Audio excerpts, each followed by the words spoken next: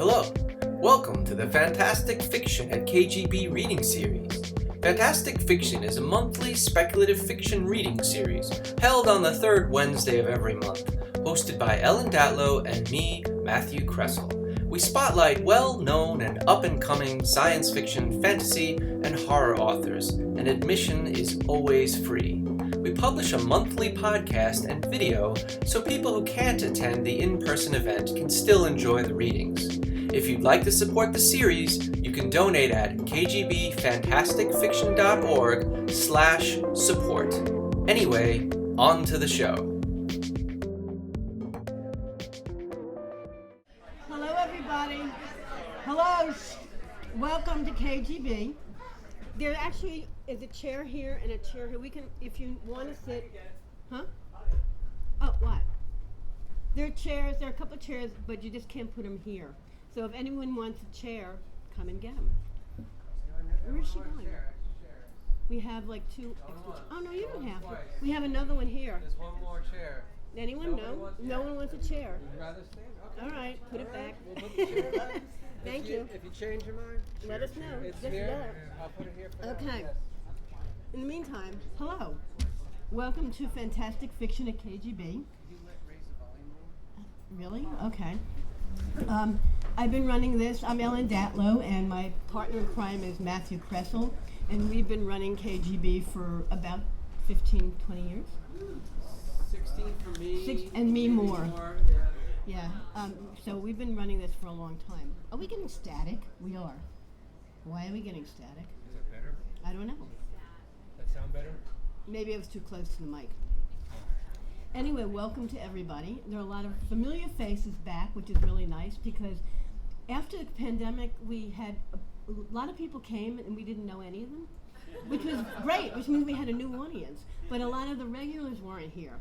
So now it's nice to see the regulars and the new faces. So welcome people who haven't been here before. Welcome back everyone who has been and hadn't come for a long time. And we are happy to, to introduce our two readers tonight. Yes, but I have to pose. All right. To show my purple hair, I won't show up otherwise. In this light, you can't see it. First of all, if you wanted information about KGB, you can go to the website. It's Fantastic Fiction at KGB and just sign up for a newsletter. All we do is send information about these readings. They're always the second Wednesday of the month, and we send the email just about the reading, nothing else. Maybe the most 3 times a month we send out an email about it at first. Anyway, our first reader is Robert Levy, whose novel The Glittering World was a finalist for the Shirley Jackson Award and the Lambda Literary Award. His collection No One Dies from Love, Dark Tales of Loss and Longing, was published last year by Worde Horde and includes stories from the magazine of fantasy and science fiction, Nightmare, Black Static, The Dark, The Best Horror of the Year, and the year's best gay speculative fiction. Trained as a forensic psychologist, he teaches at the Stonecoast MFA Program, but I bet it doesn't teach forensic psychology there, in creative writing, and can be found at therobertlevy.com. Please welcome Robert Levy.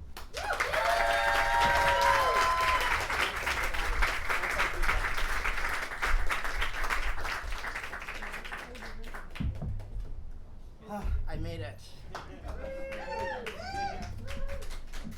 Thanks, Gordon. Hi, everyone. Can you hear me? Yes. Okay, good. I will try to read loudly, but if it's too loud, just cover your ears and I'll tamp it down. I'm going to read a story that was published about a year and a half ago in an anthology called Found that was edited by Andrew Cull and Gabino Iglesias. They asked authors to interpret what a short story would look like if it was based on a found footage horror movie. And if you're not familiar with that subgenre, it's kind of like the faux documentary of horror, the Blair Witch Project being kind of the exemplar of that genre. So here we go. This is called This Video is Unavailable. Beauty, paranoia, hysteria, deception, murder. 10 years have passed since the Daniel Travers incident, a baffling collision of conspiracy, fame, and delusion. In this oral history, Trespass Magazine takes a look back at one of the darkest episodes born of the internet age, as told by those who lived it. Maggie Foe, fan. Daniel started vlogging on YouTube when he was a baby. Okay, not really, but he was like 9. He did direct-to-cameras about his life in Daytona, choosing what to wear to school, shuttling between divorced parents with his brother and sister. Normal stuff. But what made him stand out was he really stood out. His fashion sense, his humor, and of course his makeup tutorials, which were next level. Even back then, it was pretty obvious he was gay. Sorry, is that offensive? Justin Riley, fan. As a closeted queer kid myself, I really looked up to Daniel. It was kind of this unspoken thing, and he wore it well, especially when he got made fun of in the comments. He was so funny in the comments. Absolute king of clapbacks.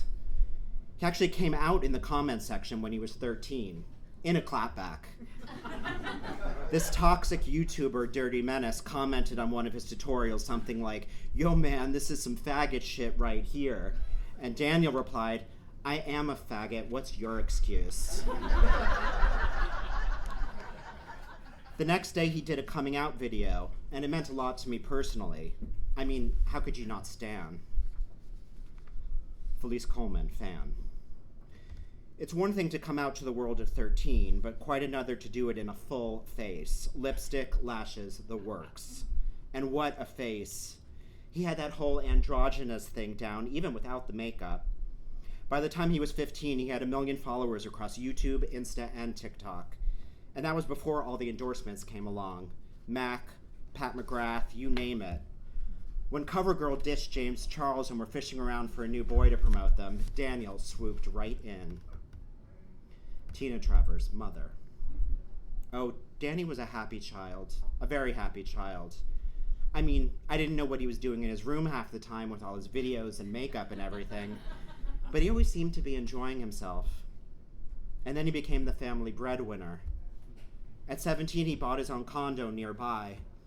I always told him, do what makes you happy. That's all I ever wanted.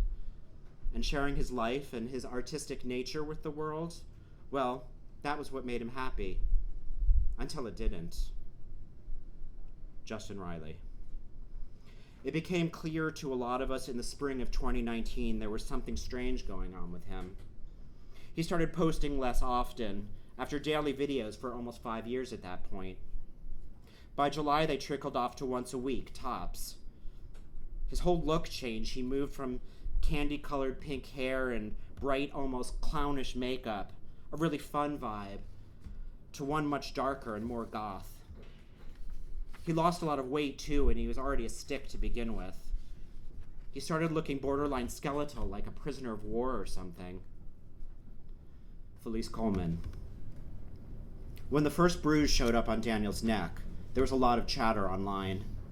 Some people thought it was just a hickey, that he had a partner and hadn't told us yet. But it didn't jibe with his whole demeanor, the increasingly flat affect, even when he was promoting a product.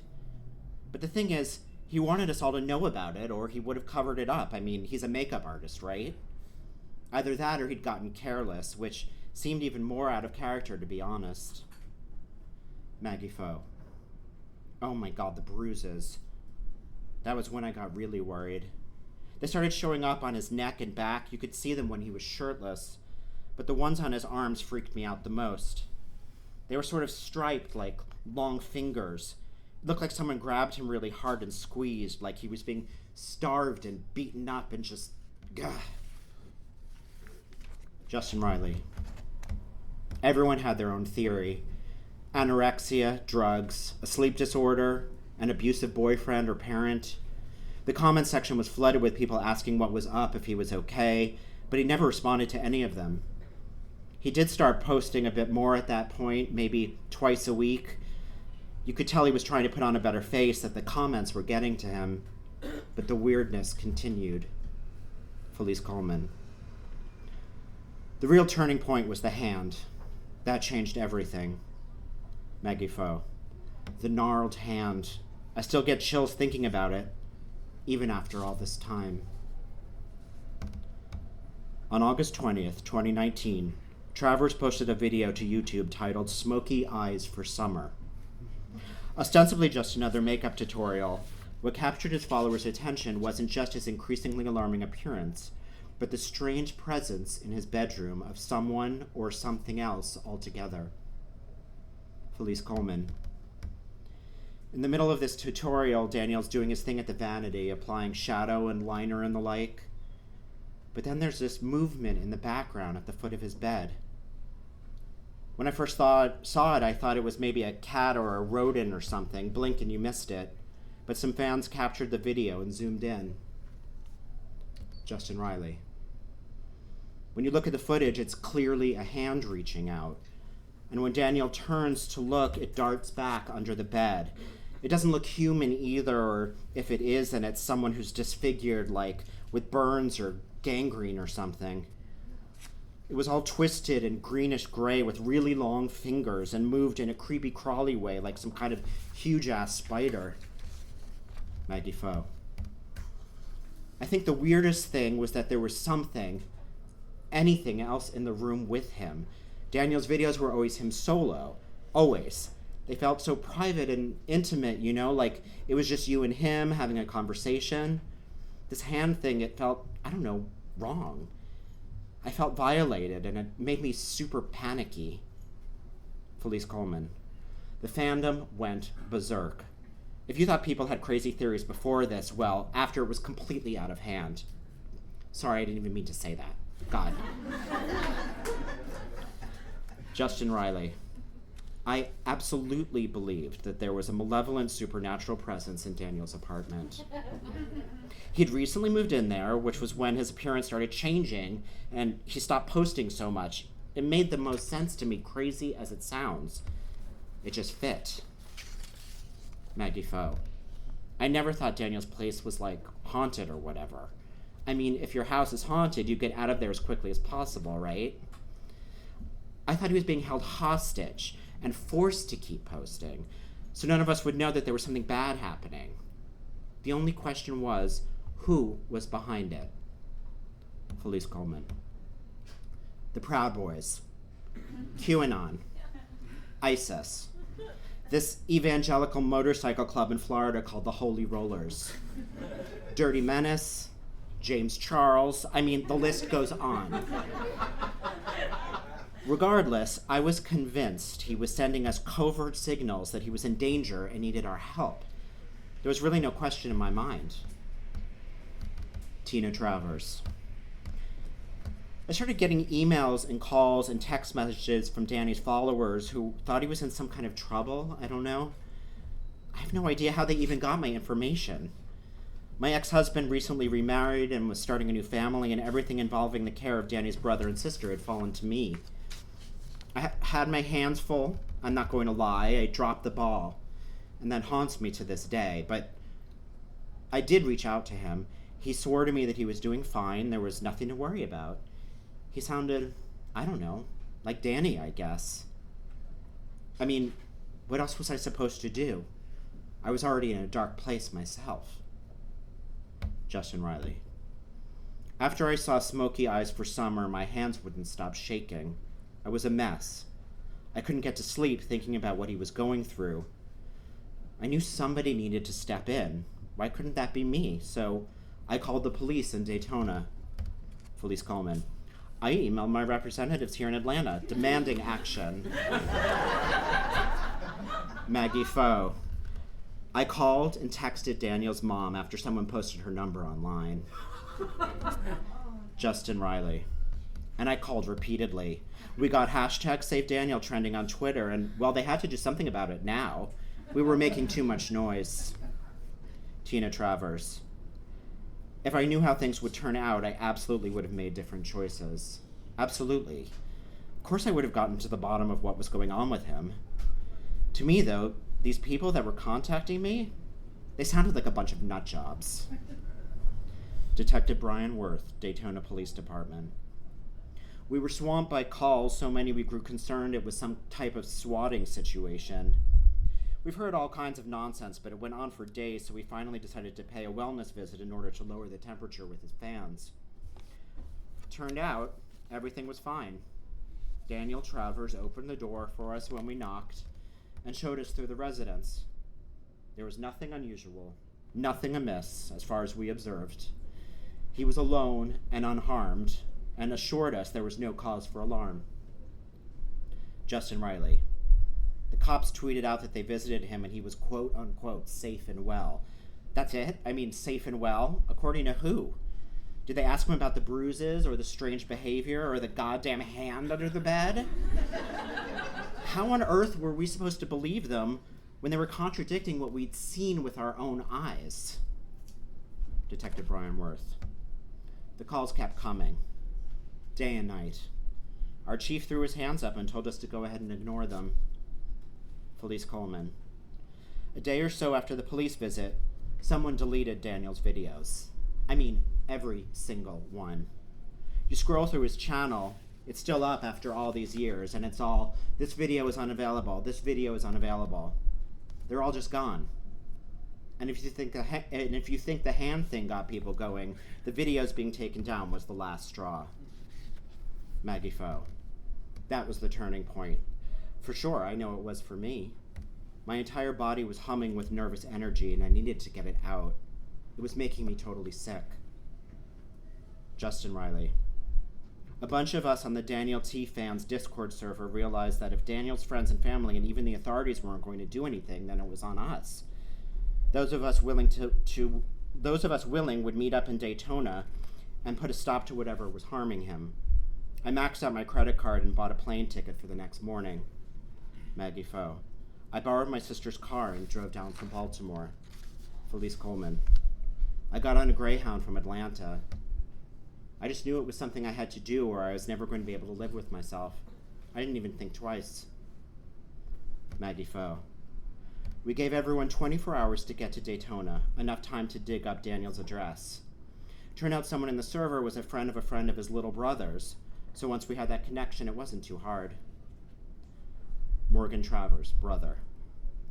My friend Todd Lawrence sold me out, and you can print that. He sold me out and gave my number to those people. Once they started texting me, calling me, what was I supposed to do? I was only 14. Worst mistake of my life to this day. Justin Riley. We met a few blocks from the location so as not to draw suspicion. All of us sweating buckets, 10 at night, and it was still humid as hell out. There were 7 of us, me, Maggie Foe, Colin Bartz, Julie Meyer, Felice Coleman, Al Lopez, and Jackie Smith. Bartz, Lopez, Meyer, and Smith declined to participate in this piece. At that point, we affirmed we were all there for the same reason, with the same goal, to free Daniel at any cost. Then it was go time. Maggie Foe. I was scared, but ready. I just kept thinking that this was exactly what I would want other people to do if I was in trouble. I would want the same exact thing. It's almost like I was heading out to free myself, you know? Felice Coleman. We walked over to his building, a pretty fancy high-rise type of situation not far from the beach. It was Justin's idea to ring the buzzer instead of trying to sneak in. It would have been too hard to pull off without being noticed. It was also his idea to pretend we were the police. Justin Riley. A male voice answered, and I wasn't sure if it was Daniel or not, but we'd already planned our move. This is Daytona PD. We need to perform another check on the apartment, thanks. That's all it took, and we were buzzed in. Maggie Foe. We all cram inside the elevator. As it rises, I keep thinking, please be okay, over and over. The doors open and we march down the hallway and find his place, 11D, which is like D for Daniel, right? We ring the door and we wait. Felice Coleman. My heart was beating out of my chest. I was so nervous, but I was willing to risk everything. I swore on it. We all did. When that door opened, there was one huge moment of silence, like we were all holding our breath. And there he was, Maggie Foe. Daniel Travers, not on a screen, but right in front of me, in front of us. Felice Coleman. Standing in the doorway, he didn't look all that different. Drowsy, drugged maybe, scrawny, and completely surprised to see us. I wanted to hold him. Justin Riley. Colin was in the front. He was the first one to touch him. He grabbed his shoulder and tried to get him into the hallway. Daniel resisted, though. He pulled away and ran back into the apartment. We raced after him. After that, Maggie Foe. After that, I can't tell you exactly what happened. Sorry. I mean, it's why you're interviewing me, right? Still, I can't really explain. All I can say is that I think I went someplace else in my head, like a wave of emptiness fell over me. I totally went someplace else. Felice Coleman. It was dark inside, but we had a little light from the front door. It felt like a mad dash to confront, we still weren't sure what. I looked down at my fingers, which were flexing and unflexing. It was like someone else was in charge of my body all of a sudden. Maggie Foe. We reached the bedroom, and the first thing we did was flip over the mattress. It was all about the hand and whatever was under the bed. And when we flipped it, there was nothing there. Justin Riley. Nothing at all. Just some dust bunnies and an old pair of sneakers. A couple of us started rummaging through his drawers and closet, and when we found it, Felice Coleman, when we found it, it was a shock. Just a complete shock. Maggie Foe. The hand was on a shelf next to the bed. It was a whole arm, actually, a prop arm attached to some kind of mechanical device that allowed it to operate remotely, like a radio-controlled car. But it was easy to tell the arm was made of rubber. It was fake. Justin Riley. Daniel was locked in the bedroom, but we kicked the door in. A few of us shined our phone flashlights at him, and he threw his arm over his face. But you could see the bruises were gone. The dark rings under his eyes, too. The paleness and stuff, all gone. At first it seemed like a miracle. It really did. But then I thought about it. Maggie Foe. It was some kind of stunt, you know? We'd fallen for some kind of stunt. That hurt. Even more because it seemed to come from Daniel, our fave. I don't know. All I could think about was how awful I felt, how I'd been robbed of something important to me, something precious. Honestly, I was totally bugging. I was just shaking. Felice Coleman. The temperature in the room shifted. You could almost see it like a cloud sweeping towards us, a fast approaching storm. And then, Justin Riley. And then, Maggie Foe. And then, someone hit him. A punch. Justin Riley. Right in the face. I don't remember who it was. It might have been me. Maggie Foe. We started screaming, all of us, screaming and wailing on Daniel, attacking him with our fists and our nails. And once he hit the floor, we kicked at him, spat on him. Felice Coleman. I tore into him, my hands digging into his flesh like I was kneading clay. I kept going until my fingers broke through the skin, hot blood spattering my face. All I kept thinking was, you made us do this. You made us do this. Because in a way, he did. Justin Riley. It was like, I just wanted the bruises to be real. He owed us that after what he did to us. So we did it.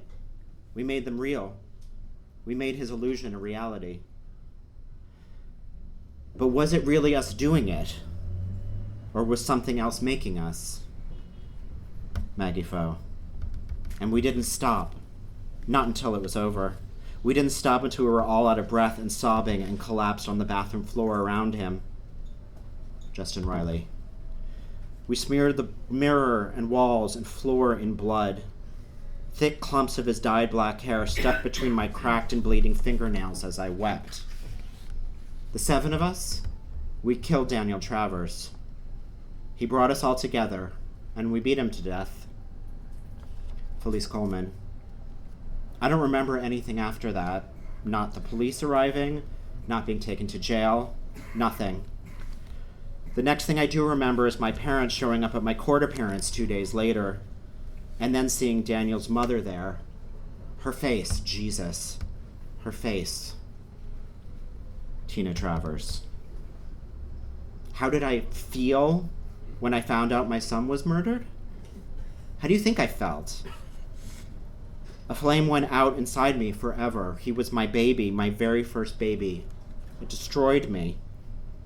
It still destroys me. Every day, a little bit more. Is that the kind of answer you're looking for? After the preliminary court hearing, an unlikely source was able to shed some light on Daniel's mental state in the days and weeks leading up to his murder. His 12-year-old sister. Sarah Travers, now 22, describes the aftermath of her brother's death. Sarah Travers' sister. I couldn't believe it when our mom told us. I really couldn't. I'd just texted with him earlier that night, the way we did every night since he moved out.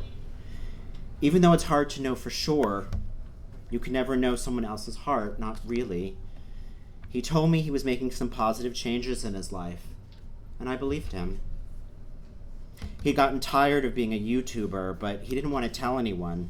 He was afraid to tell Mom because it was such a cash cow, or his followers because he didn't want to let them down.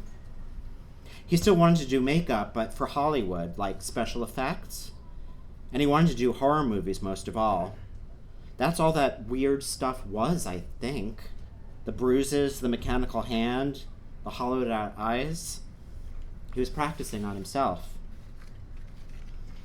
I think he was lonely and wanted someone special in his life, but even still, he was mostly doing okay.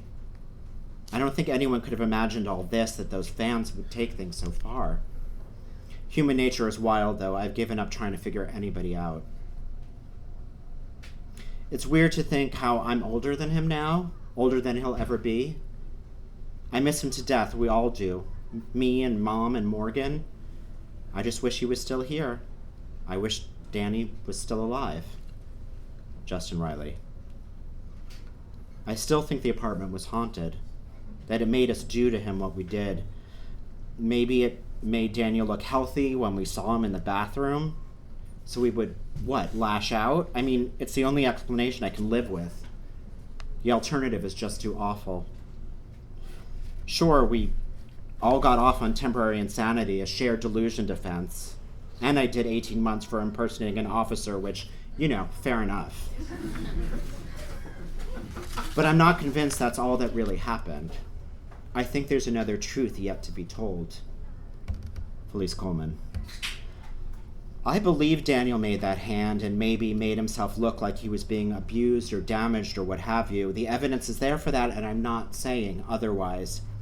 But if you knew him the way if you were paying attention, you know that he was doing all that to express something that was going on inside, the way he always did.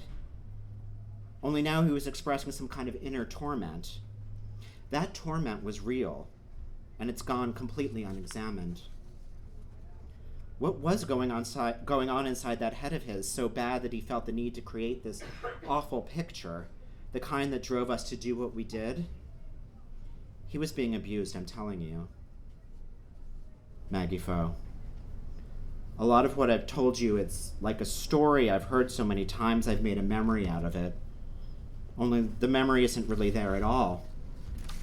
I've had to fill in a lot of blanks from that night and a lot of nights after, too. I'm pretty sure we all have. Justin Riley. There was something else besides Daniel inside that apartment. Something alive. That's what he was trying to tell us. The only way he knew how. Maggie Foe. I still get that strange nervous energy racing through me. I don't know who put it in me or what they want me to do with it. Felice Coleman.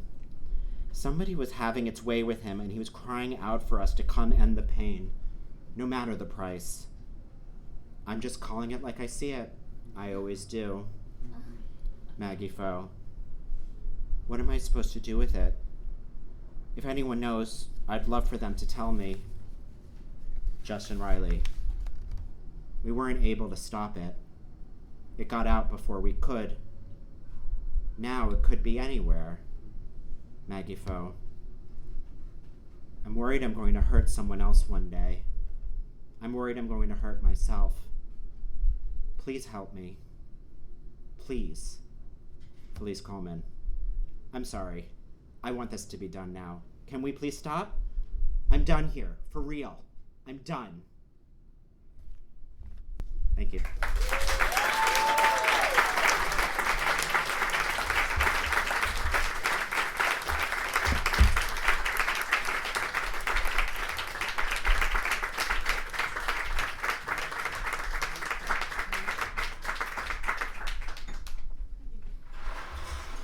Did you bring any books to sell? Ooh, what's that? Did you bring any books to sell? If anyone wants. There are books for sale. We're going to take about 10 minutes break. Have a drink, please. Whether it's alcohol or not, this keeps the bar going. It keeps us going. And if you want, Robert brought some books to sell. And Jen, you brought some books to sell? No, Jen has not books to sell. But if you have her books, she'll sign them. So we'll be back in about 10 minutes. Thanks.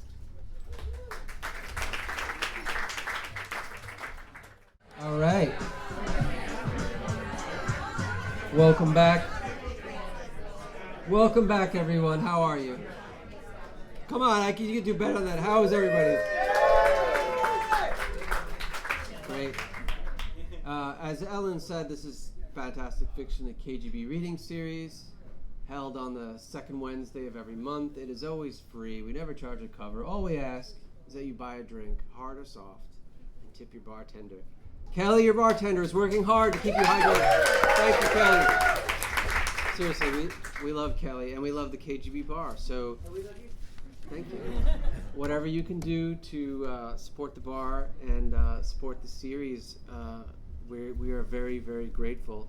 Before we get to our next reader, Jennifer Brissett.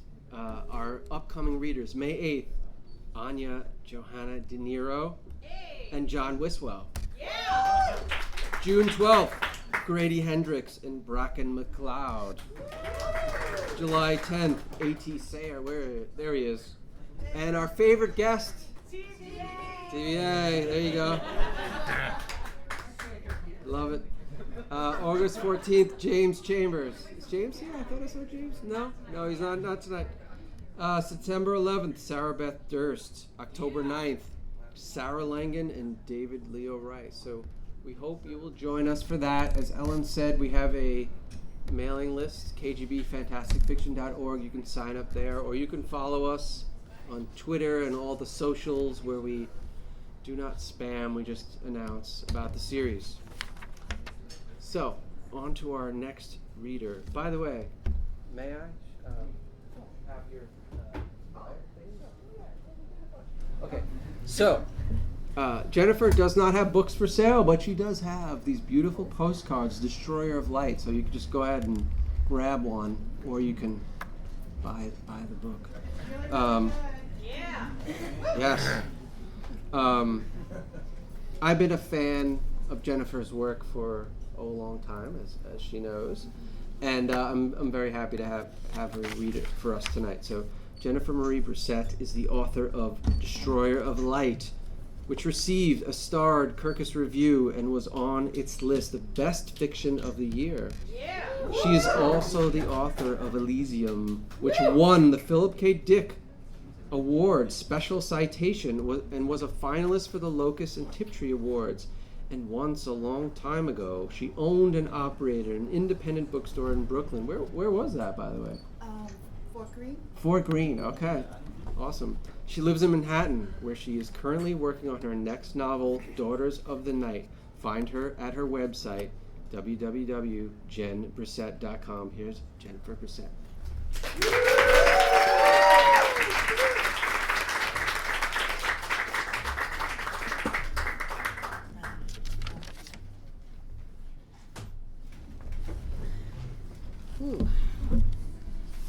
try to do this. Can people hear me? Because I have a soft voice. Yeah. Can you hear me?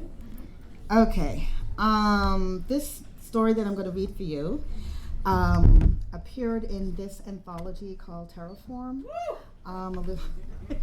Thanks, Meg. And it was inspired by a song and by a styrofoam head that was found floating in the Hudson River. I'll just put that there. Okay, I don't know if I'm trying to do this thing, and I don't know if this is actually gonna work. If it doesn't work, then I'll just move on past it. Okay.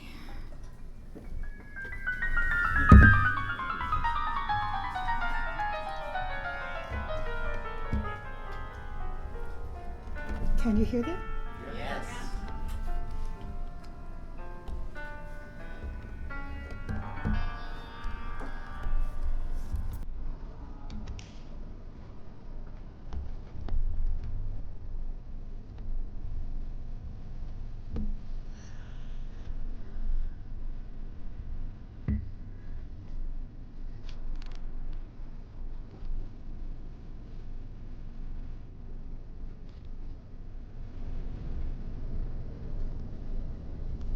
Okay. This story is called A Song for You, and that was the late, great Donny Hathaway. The ripples carried the head upriver. It drifted gently, impeded here and there by stones, only to be pushed along again by the rush of the flow. It finally found a resting place on the shore, where the water ran quiet into brown, muddy clay.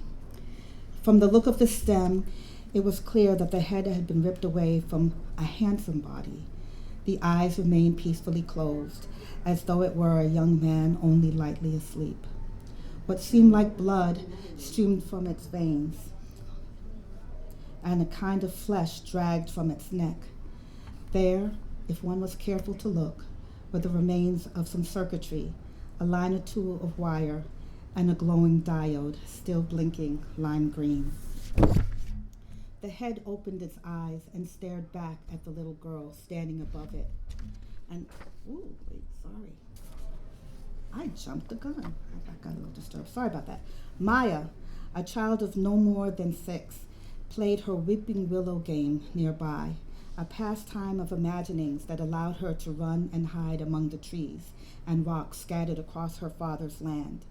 She curved her back to imitate the low, hanging branches lining the river and swayed her body as if by the breeze.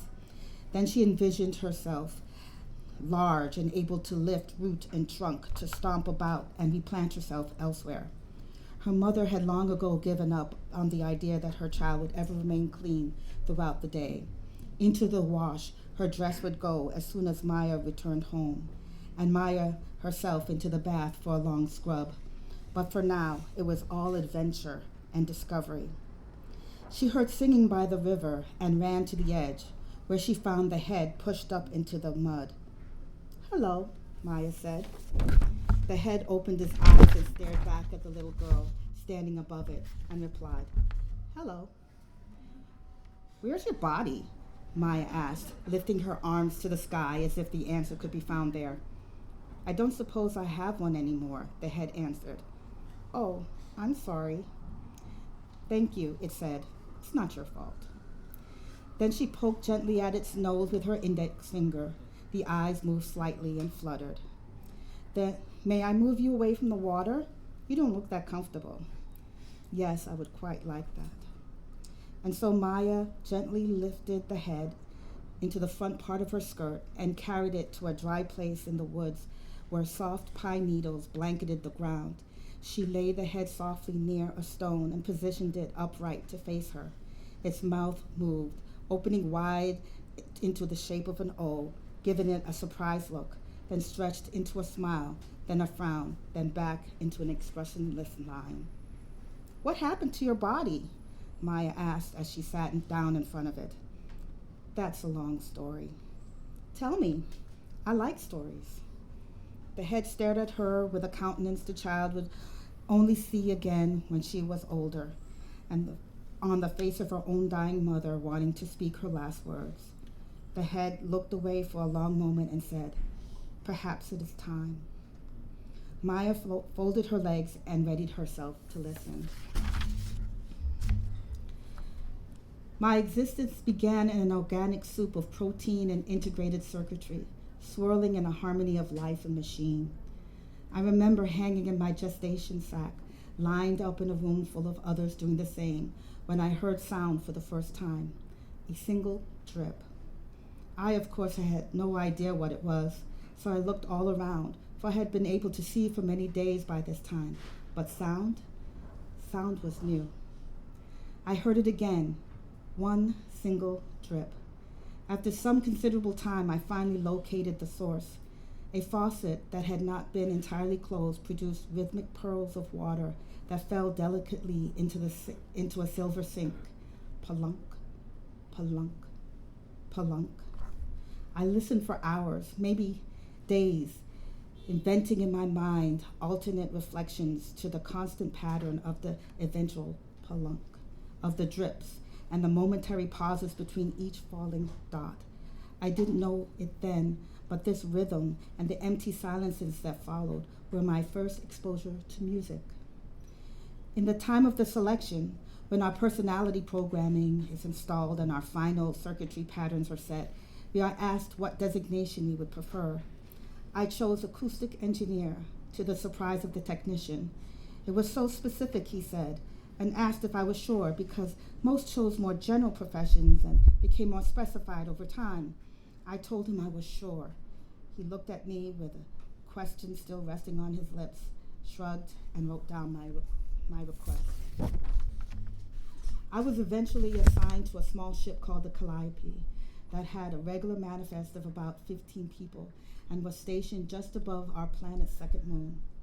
I performed routine maintenance and carried out support tasks for the crew. No one was unkind to me on the ship, but no one was kind either. I was a tool to them, a thing, which I was, only I wished that they would talk to me. I was perfectly capable of carrying a conversation and was interested in their thoughts, but none of them ever did until Euro came on board. Euro was my friend, or so I'd like to think. She was the only one on the ship that spoke to me like a person. She said that it helped her while away the time and that she thought that I was funny. She said it was my innocence that made her laugh, and I liked the sound of her laugh. One day I discovered that we had a rodent living in the walls, chewing on the lines. I had to replace several faulty harmonic relays because of it. Yura and I attempted for hours to track down the culprit before it occurred to me to use a harmonic to lull the creature out. There was a family of frequencies I was developing that I thought might work.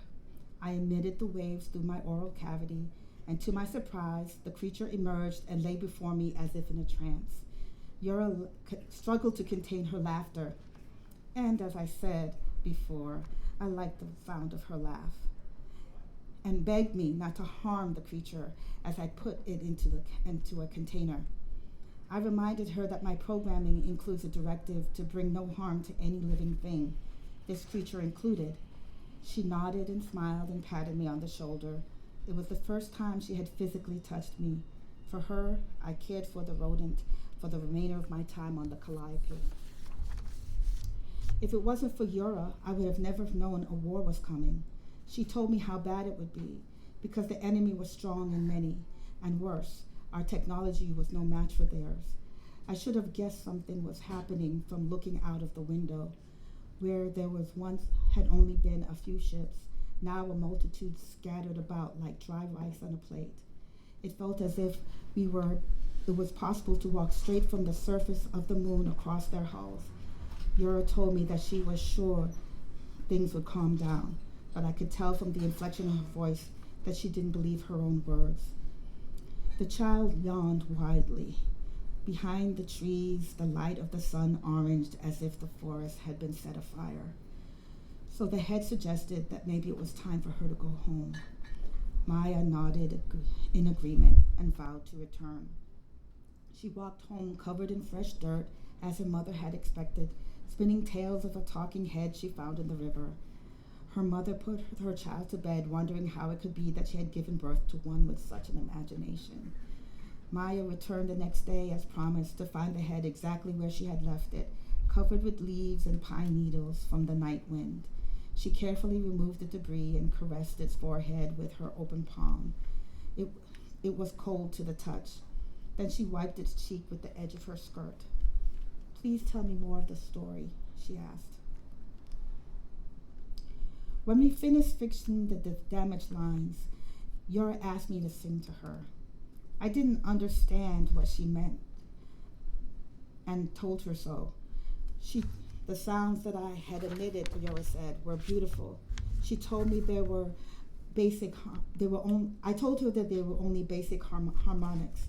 She insisted that it was music and asked me to do it again at mealtime.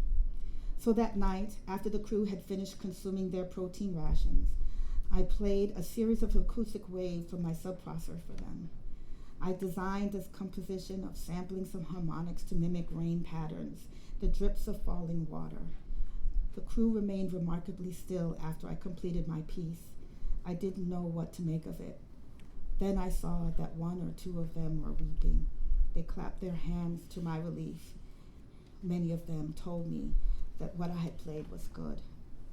Our evenings went on like this for many months. After their meal, I would play a new song for them. I also began to add lyrics. I found a long-dead language in the ship's database that I was sure that no one on board would understand, and composed songs in it. Many of the songs were about Yura and how beautiful she was, how kind and wonderful. I wanted to tell her without really telling her. I didn't want to embarrass her. "Because you loved her," Maya interrupted. "Yes, I suppose I did," the head answered. In time, the peace we had come to know came to an end. I never understood the conflict. It all seemed so senseless to me, and still does to this day. Fire and smoke filled the decks during the invasion and the fighting. Many sections of the Calliope were exposed to open space as large, irreparable holes ripped open the hull. We struggled to keep the ship in one piece, and we lost many crew members. Eventually, it came down to defending our homeworld on the ground. The enemy was that close. The capital had to be defended, so we were ordered to the surface. What was left of my crew and I dug in behind trench lines along a border surrounding our main headquarters. They would fight hand to hand if necessary. I supported them by bringing them food and medical supplies. Yura remained beautiful, even covered in dirt and blood. I stayed with her, protecting her as best I could.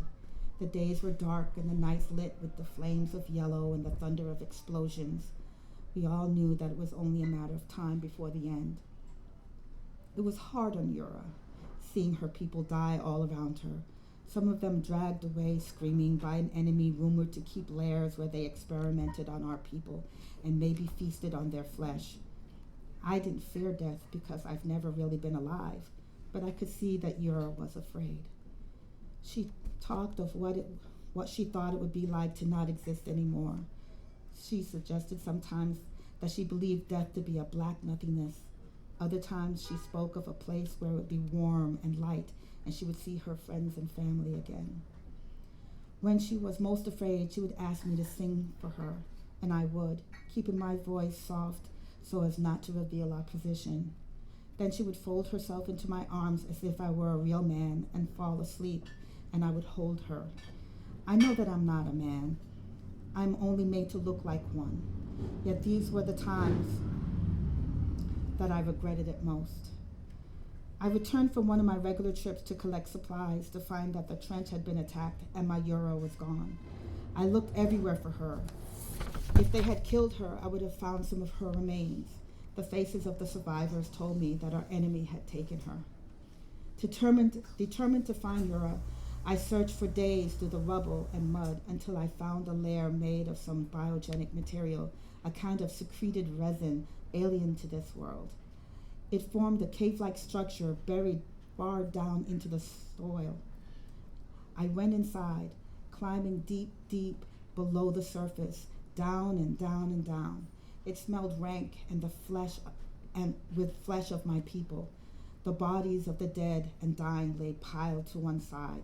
I watched quietly for a while as the aliens diligently took them, one by one, to a platform to wrap them in a dark material and string them throughout the lair. The dead hung from the ceilings and walls like shadows.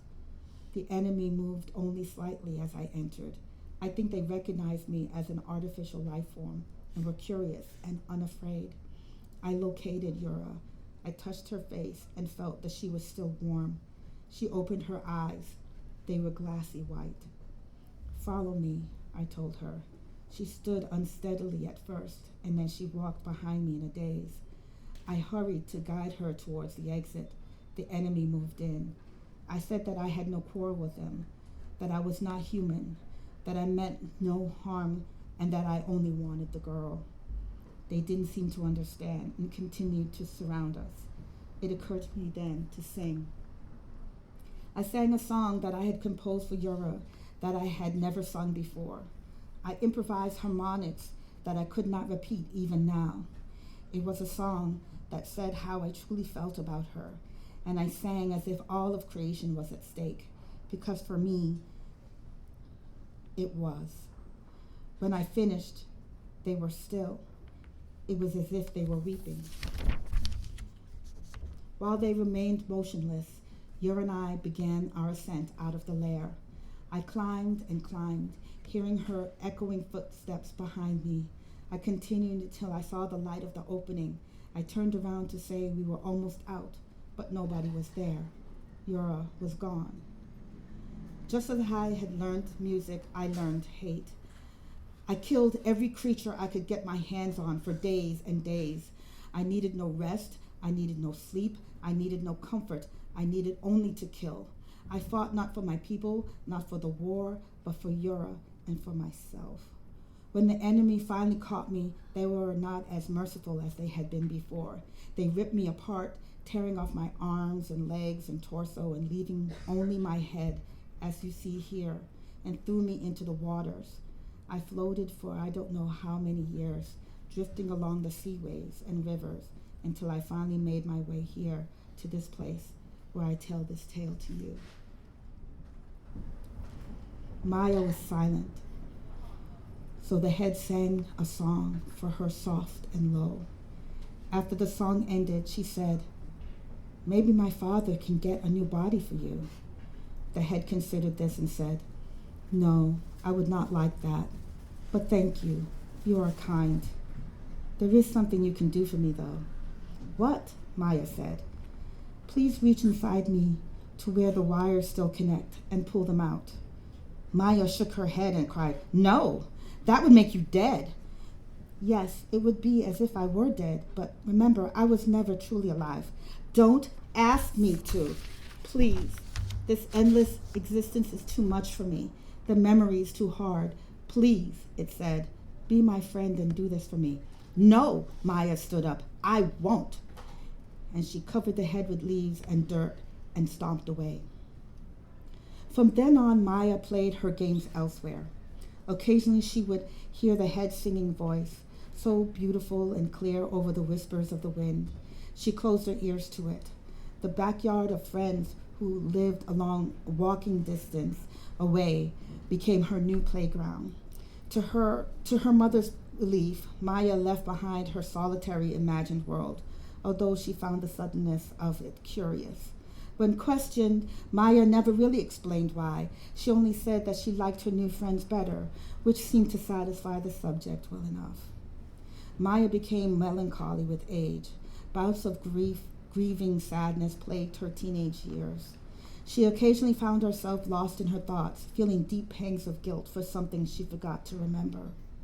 As the years passed, she was almost able to tell herself that the head was only a game that she had played, something silly best left in childhood. Maya eventually grew into young adulthood, remembering the head as only a dream.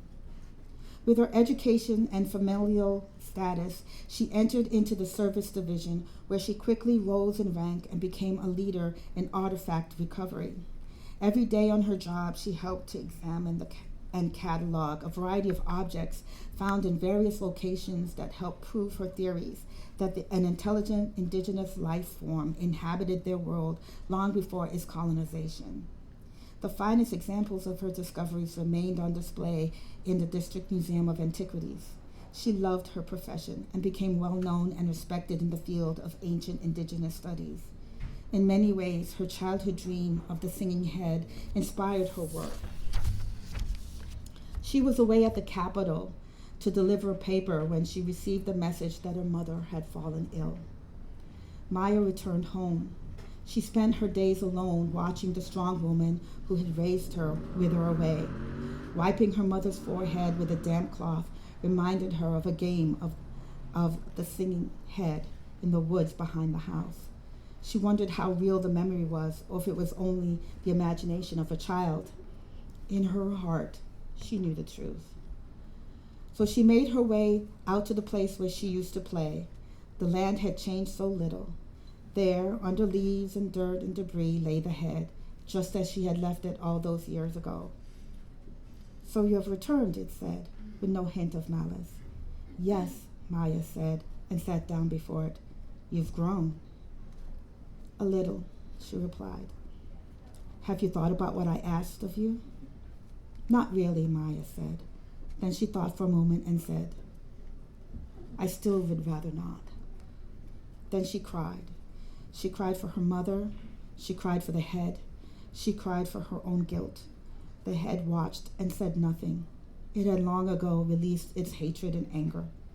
When all her tears were spent, the head sang for Maya a composition it had been working on for all the years it had spent waiting for her to return, as it knew she eventually would. When the song was done, Maya looked down and said, "My mother will be making her journey to the ancestor lair. It's how we bury our dead and dying." Then she looked up and said, "I'm sure they meant no disrespect to your friend."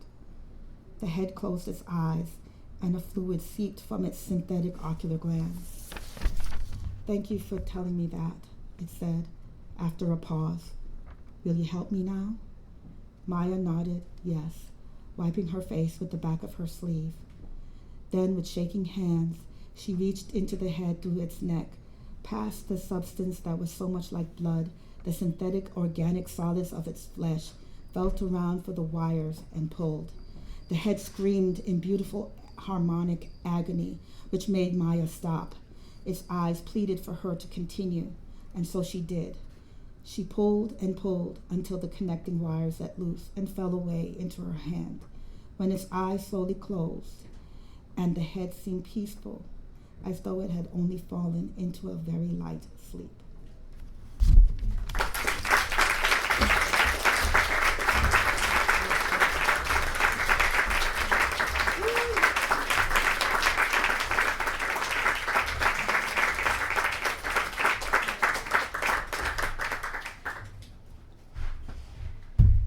That was fantastic. So where can we read that? In Terraform? Yes, it's in Terraform. Can I hold it up? So it's in this anthology, and then tell me about the Destroyer of Light. Where can we get this? Destroyer of Light you can get pretty much anywhere on any online store will have it. A few other stores will have it. I can't remember when it came out. It was a few years ago during COVID, so everything's all Robert, do you still have books for sale, or I have one copy of my novel, but The Glittering World, so we can get it signed, or you could just come up and have a conversation. It's totally cool too. Thank you all for coming tonight. Thank you to Jennifer and Robert for fantastic readings tonight. And thank you to the KGB Bar. Thank you to you all, and we'll see you next month. Thank you.